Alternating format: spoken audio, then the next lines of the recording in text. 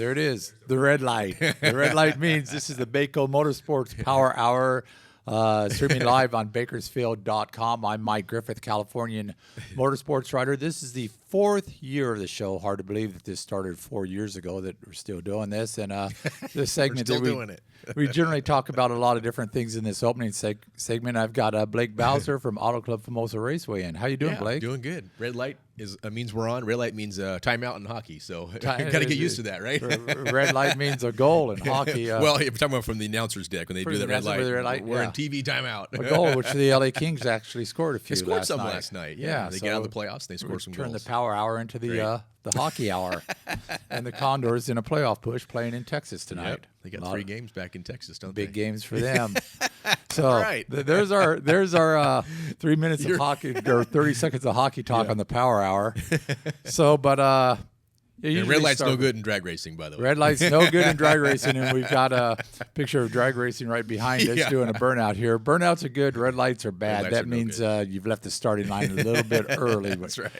So first thing we'll start off with NASCAR. Yeah. They've been running big tracks, the Monster Energy NASCAR Cup Series, which is a little backwards the same, but they've been running nothing but big tracks for the first few races of the season, and they went to Martinsville Speedway, which is a conveyor belt. And if you, I say conveyor belt, if you were to see a video, and they did that from up on top during one time, about 20, 30 laps into the race. Yeah.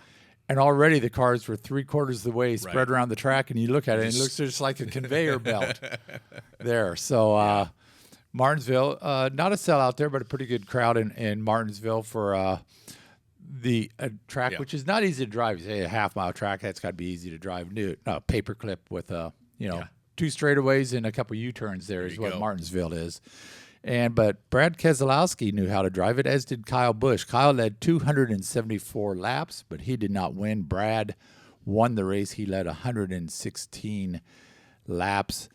24 car there early. Kyle Larson led 23 laps, had some problems late in the race. But a lot of traffic on this racetrack, but not a lot of passing. Martin Truex Jr., 42 laps. Denny Hamlin, 24 laps. That's it. 6 cars led laps at Martinsville. I think maybe that's a little unusual. I don't know. I'd have to go and look up Martinsville records, but only 6 leaders on a half-mile racetrack. I'd hope to see more lead changes. And there were some passing, in the pack like there is at short track, but not a great day. It's a good day for Brad. Second win this season, driving the Ford. Not a very good day for the Bakersfield driver, Kevin Harvick, in a Ford. This, Tony Stewart Racing, Haas Racing switched to Fords this year, but I don't think that was so much the problem as his car was not good in qualifying. It was not good in the race. He went a lap down. He went 2 laps down. He actually got back on the lead lap late in the race because of there were just a ton of yellows in the last 100 or 50 laps. And so he got back on the lead lap. So you're thinking, okay, maybe they can make a few adjustments and maybe you can do something. He finished 20th, last car on the lead lap. And it was only a short run. I don't think it was 20, 30 lap run after the last caution. So that car was definitely not right. Missing crew chief Rodney Childers. NASCAR does this now.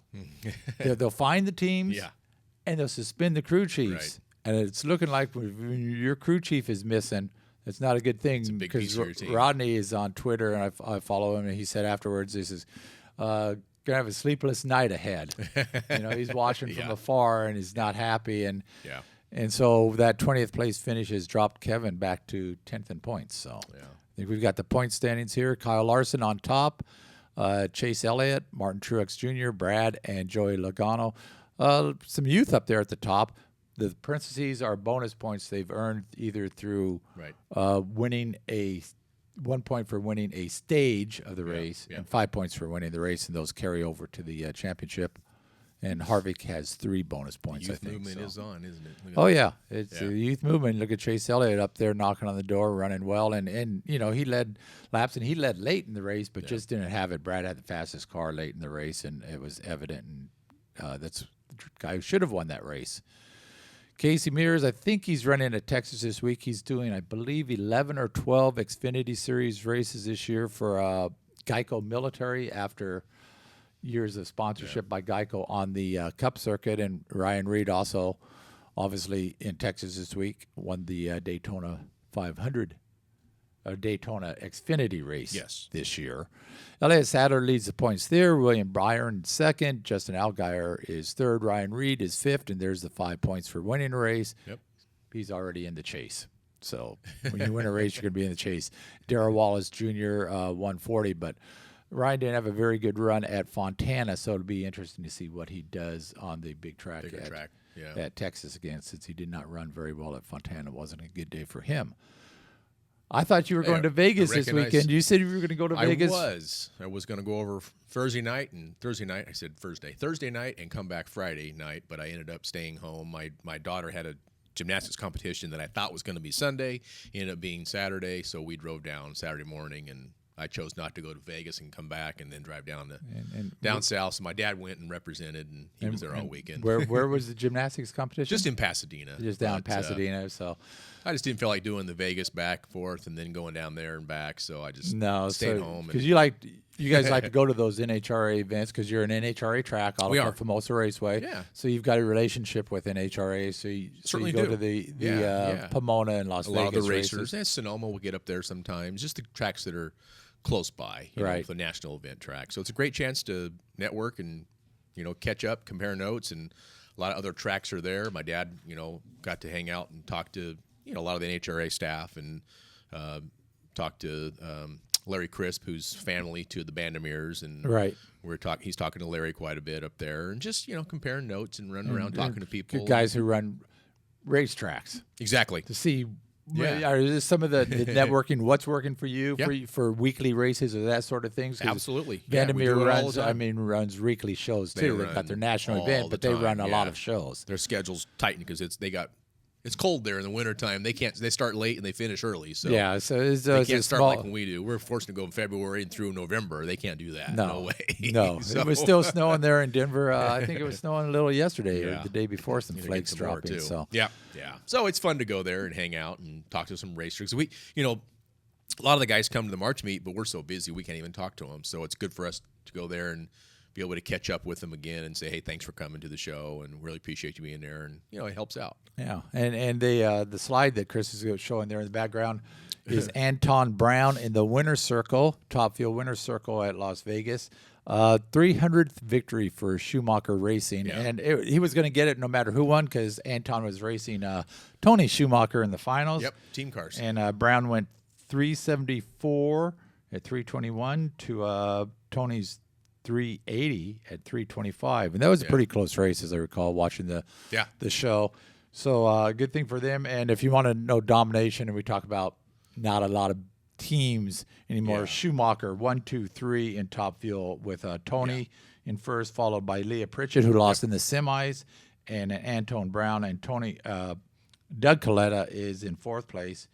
He's already like 81 points behind Tony Schumacher. Yeah.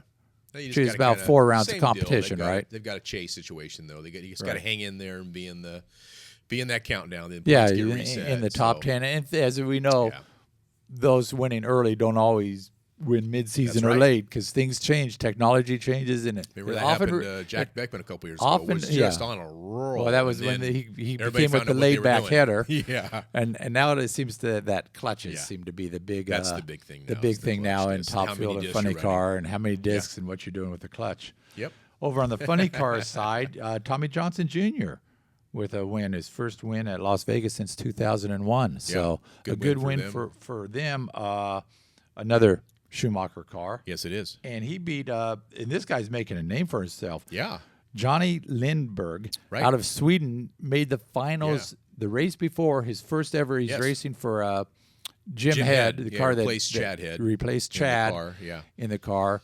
Yep. And raced to the finals lost in his first race. And here he is in the finals again and lost. That's exciting. I mean, that's good. And Jim Head admitted after a couple rounds on the television show that, hey, we're glad the track's hot and slick and sticky because we can't run the numbers these other guys does. So the field backed up to them, so they were competitive. But in the final, it was Johnson all the way.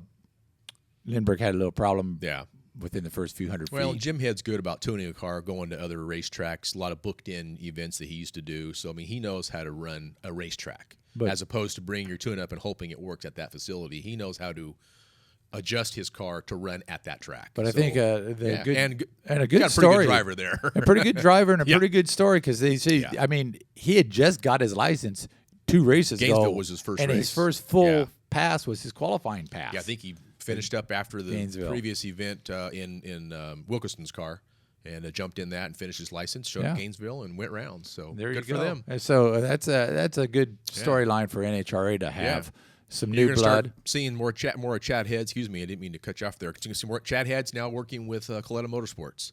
He's not working with the family company anymore. He's going to be Coletta Motorsports, kind of their track guru. Like each team kind of has their guy that goes out and checks the track out and comes back, reports back to the crew chief. So he's no longer with Jim Head. Well, I mean, he's family, but he's still with the. But he's going to be working with Coletta Motorsports now and doing that. So interesting in Pro Stock, Tanner Gray. Son of Shane Gray.